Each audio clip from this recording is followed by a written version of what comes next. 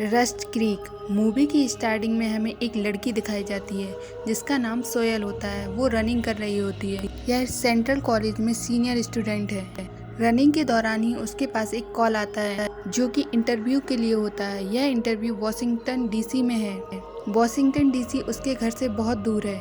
Thanksgiving day भी आने वाला है, इसलिए उसके परिवार के लोग उसकी तैयारियों में लगे हैं। तब वो अकेले ही अपनी इंटरव्यू की तैयारी करती है और फिर परिवार को बताए बिना वहाँ से निकल जाती है। रास्ते में बहुत भीड़ होती है, इसलिए वो दूसरे रास्ते से जाने का डिसाइड करती है।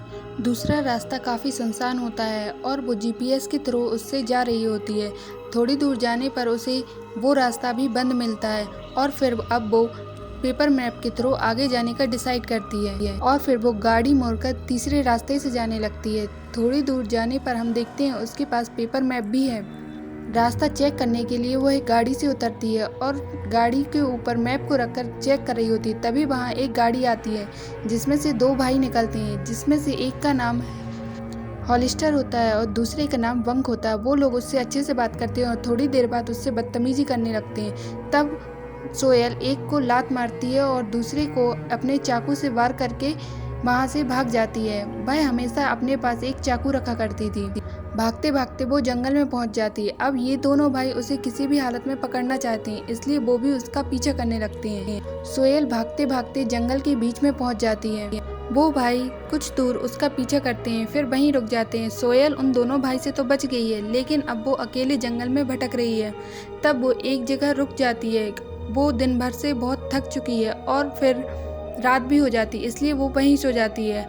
अगले दिन सुबह पुलिस स्टेशन में किसी लेडी का फ़ोन आता है जो बताती है कि सड़क पे एक गाड़ी खड़ी हुई है जिसमें कोई नहीं है। इस पर पुलिस इंस्पेक्टर उसे चेक करने जाते हैं। वो सोयल की ही गाड़ी होती है, लेकिन उसमें कोई नहीं होता।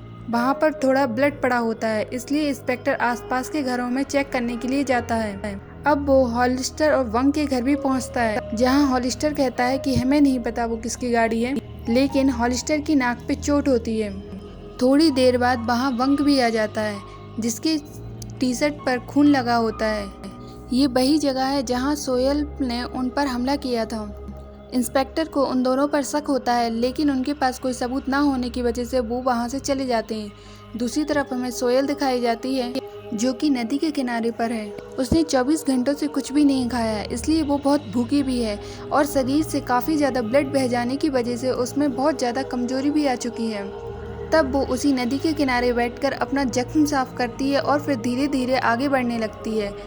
कुछ दूरी पर जाने के बाद उसे कुछ आवाज़ सुनाई देती है और फिर वो वहीं पहाड़ी के नीचे बैठ जाती है। कोई ऊपर से उसकी गाड़ी को नीचे फेंक देता है। दरअसल ये उन दोनों भाइयों का ही काम होता है। वो दोनों भाई सोयल से जुड़े सारे सबूत मिटाना चाहते हैं, क्योंकि उन्हें डर था कि कहीं पुलिस उन्हें पकड़ ना ले। गाड़ी ऊपर से गिरने की वजह से पूरी तरीके से टूट जाती है। वो दोनों भाई ये देखकर वहाँ से चले जाते हैं। अब सोयल उठकर गाड़ी में से अपना फ़ोन निकालती है, जिसमें बैटरी बहुत लो हो चुकी है और साथ ही उसका फ़ोन भी टूट गया है। यह देखकर सोयल और भी ज़्यादा घबरा जाती है। वो जंगल में है, इसलिए कोई कवरेज भी नहीं होता। इसके बाद वो वहीं बेहोश हो जाती है। जब उसकी नींद खुलती है तो वो एक घर में होती है, जिसके सामने एक लड़का खड़ा होता है जिसका नाम लोयल होता है। सोयल को लगता है कि वो उसे नुकसान पहुंचाना चाहता है, इसलिए वो चिल्लाने लगती है और एक चाकू उठाकर उसे दूर रहने के लिए कहती है और फिर वहाँ से भागने की कोशिश करती है। लोयल उसे ऐसा करने से मना करता है। कमजोरी के कारण सोयल वहीं गिरकर बेहोश हो जाती है। जब उसकी नींद खुलती है तो देखती है कि लोयल ने उसके हाथ पैर बांध दिए हैं। लोयल उससे पूछता है कि तुम यहाँ कैसे आई। तब सोयल उसे पूरी स्टोरी बताती है। दूसरी तरफ हमें वो दोनों भाई दिखाए जाते हैं जो कि जंगल में अभी भी सोयल को ढूंढ रहे हैं। उन्हें एक कपड़ा नजर आता है जिससे उन्हें यकीन हो जाता है कि सोयल अभी भी आसपास ही है और वो उसे ढूंढ रहे होते हैं। तभी में सोयल दिखाई जाती है। अब ये दोनों बात कर रहे होते हैं, तभी उन्हें बाहर से गाड़ी की आवाज़ सुनाई देती है और सोयल जोर जोर से आवाज़ लगाने लगती है। तब लोयल आकर उसका मुंह पकड़ लेता है और कहता है पहले मुझे बाहर जाकर देखने दो कौन है। लोयल बाहर जाकर देखता है तो वो दोनों भाई ही होते हैं।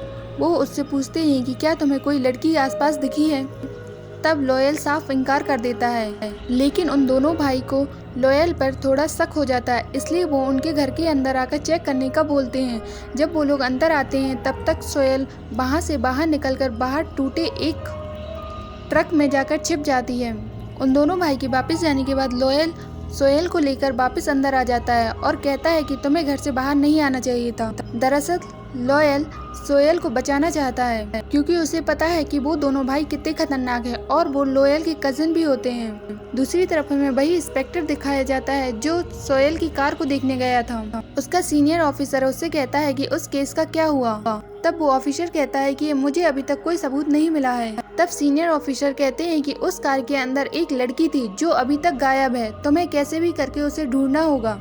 अब वो इंस्पेक्टर सीधा उन दोनों भाइयों के पास जाता है और कहता है कि तुम्हें ऐसा नहीं करना चाहिए था, वो लड़की अभी तक गायब है और ये केस अब ऊपर तक जा चुका है। दरअसल ये इंस्पेक्टर उन दोनों से मिला हुआ है।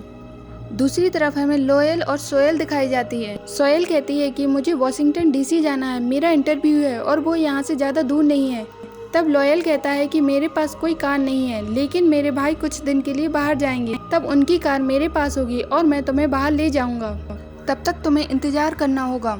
अब ये दोनों आपस में फ्रेंडली हो जाते हैं और सोहेल को भी लोयल पे थोड़ा यकीन हो जाता है। वो समझ जाती है कि लोयल उसको हार्म नहीं करेगा बल्कि उसकी हेल्प ही करना चाहता है। अब वो दोनों अच्छे से रहने लगते हैं। सोहेल उसके घर के काम में हेल्प भी करती है। लोयल एक केमिस्ट्री स्टूडेंट है और वो केमिकल से कुछ बना रहा होता है, ये वो सोहेल को भी दिखाता है। दूसरी तरफ वो दोनों भाई वापस लोयल के घर आते हैं और उनके पास कुछ बॉक्सेस भी होते हैं।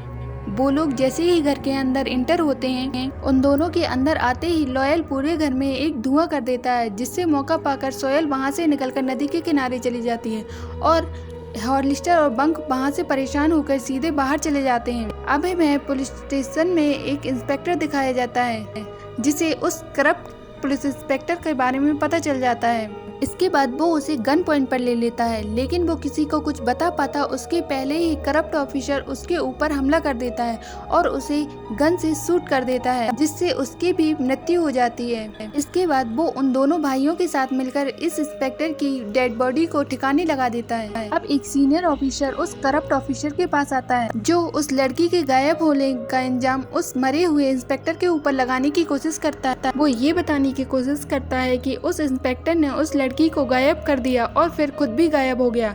तब इंस्पेक्टर कहता है कि तुम्हें अब उसकी चिंता करने की जरूरत नहीं है, वो केस मैंने एक सीनियर सुपीरियर को दे दिया है। ये दोनों भाई ड्रग डीलर का भी काम करते हैं। ये करप्ट ऑफिसर उनसे मिला हुआ होता है। ड्रग्स बनाने का काम लोयल का होता है, इसलिए वो दोनों भाई वो बॉक्सेस उसके घर लेकर गए थे जिसमें ड्रग्स बनाने का सामान था। अब हमें सोहेल और लोयल दिखाए जाते हैं जो घर के बाहर बैठे होते हैं। तभी वहाँ पर वो करप्ट ऑफिसर आ जाता है, जिसे शक हो जाता है कि सोहेल उसी घर में है और वो उस घर की तलाशी लेना चाहता है, लेकिन लोयल उनसे साफ साफ इनकार कर देता है। अब उस ऑफिसर के पास कोई नोटिस तो होता नहीं, इसलिए वो वापस चला जाता है और सीधा जाकर उन दोनों भाइयों को बताता है और वो दोनों भाई सीधा लोयल के घर पहुंचते हैं, जहां उन्हें सोहेल दिख जाती है और हॉलिस्टर उन दोनों को शूट करने लगता है। तभी लोयल कहता है कि मैंने इसे बंदी बना रखा है और ये मेरे घर के सारे काम करती है, और वो सोहेल को चाय बनाने का कहता है। तब सोहेल चाय का कप उठाकर ओवन में रख देती है और वापस आकर लोयल के बाजू में खड़ी हो जाती है। थोड़ी देर बाद ओवन में से कुछ आवाज आती है, इसका मतलब चाय बन गई है। बंक उसे जाकर देखता है, तभी उसमें से ब्लास्ट हो जाता है और बंक वहीं मर जाता है। बाकी सबको भी चोट लग जाती है, लेकिन सोहेल बिल्कुल ठीक होती है। दरअसल लोयल कुछ दिन पहले जो केमिकल बना रहा होता है वो यही होता है और वो इसके बारे में सोहेल को भी बताता है ताकि वक्त आने पर वो इसका इस्तेमाल कर सके, और इसी वजह से घर में ब्लास्ट हो गया था। अब लोयल और सोहेल घर से बाहर आ जाते हैं। उन्हें लगता है वो दोनों भाई मर गए, लेकिन हम तभी देखते हैं कि हॉलिस्टर बाहर आता है जिसकी पूरी बॉडी जली हुई है। तब लोयल सोहेल से भागने के लिए कहता है। सोहेल वहां से भाग रही होती है, तभी हॉलिस्टर उसके पीछे से उस पर शूट करने वाला होता है। तभी लोयल उसे पीछे से पकड़कर नीचे गिरा देता है और उसकी गन को उसी पर ही तान देता है। वो उसे मार पाता इसके पहले ही वहाँ पर वो करप्ट ऑफिसर आ जाता है और वो उन दोनों को गोली से शूट कर देता है। दरअसल उसने हॉलिस्टर को इसलिए मारा ताकि उसके खिलाफ कोई भी सबूत ना मिले। दूसरी तरफ हमें सोहेल दिखाई जाती है जो अभी भी जंगल में भाग रही है और वो भागते भागते सड़क पर आ जाती है, जहाँ उसे एक पुलिस इंस्पेक्टर की गाड़ी मिलती है जिसके अंदर वही करप्ट ऑफिसर होता है। हालांकि वो अपने आप को बचाने की बहुत कोशिश करती है, लेकिन गेट नहीं खुलता। फिर वो इंस्पेक्टर उसे बाहर निकालकर नदी के किनारे ले जाता है, जहां वो उसे डुबाकर मारने की कोशिश करता है।